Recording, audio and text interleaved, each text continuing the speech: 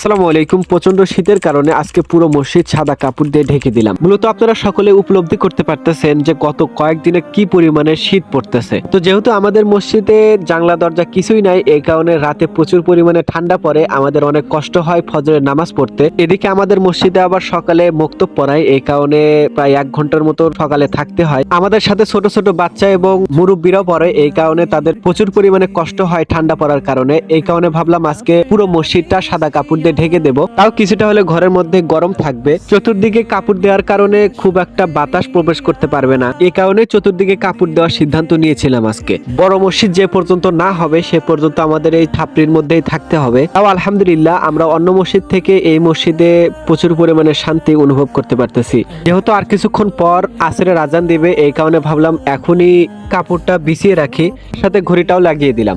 কে পর্যন্তই, দেখা হবে ইনশাল্লাহ নতুন কোনো ভিডিওতে। আর আমার ভিডিও ভালো লাগলে প্লিজ একটা শেয়ার করে দিবেন।